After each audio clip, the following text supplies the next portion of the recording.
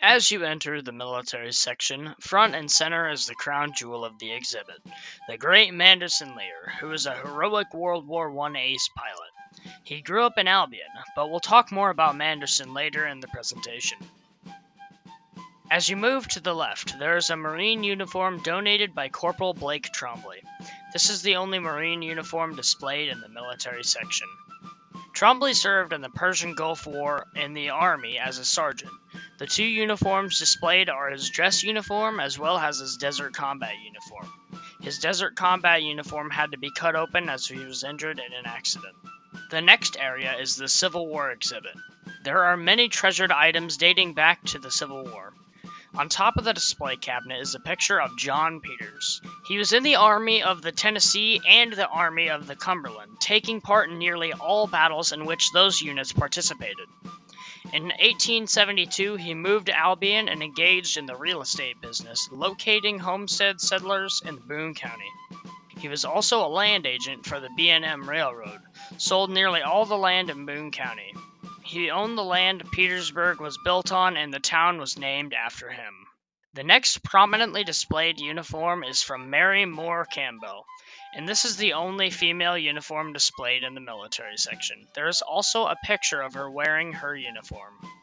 Looking above the next display case is a large picture of the 1917 National Guard from Boone County. The picture was taken at the fairgrounds, which is next to the present site of the museum. The picture is of many brave volunteers from Boone County. What an occasion it must have been, as the others pictured are dressed up. The description below is worth the read. In the display case below are many firearms, weapons, and tools from the era. To the right, there are many uniforms and pictures of past presidents.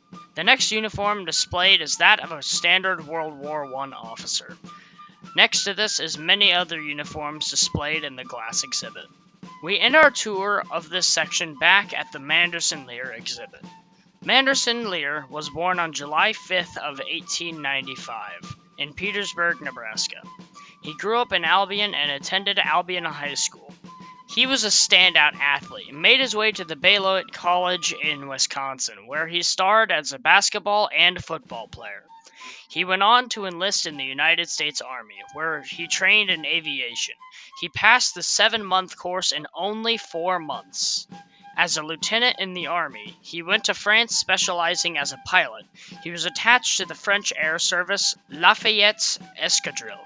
After leaving home, Manderson corresponded regularly with his parents, writing daily when in France during World War I. Copies of some of these letters are on site. There is also a book called Manderson on display with narration and the letters typed for easy to read. These letters detailed his life's adventures. Manderson is known to have fought German fighter pilot Manfred von Richthofen, better known as the Red Baron. He is believed to have been part of the flying corps that engaged the legendary flying ace the day the Red Baron died, April 21st of 1918. Manderson was killed in action while engaging pilots from the Red Baron's unit known as the Flying Circus. He was shot down in July of 1918. There are many letters that Lear's family received mourning his loss. There were also many commendations that are part of the display. The Albion American Legion Post 162 was named in honor of Manderson Lear.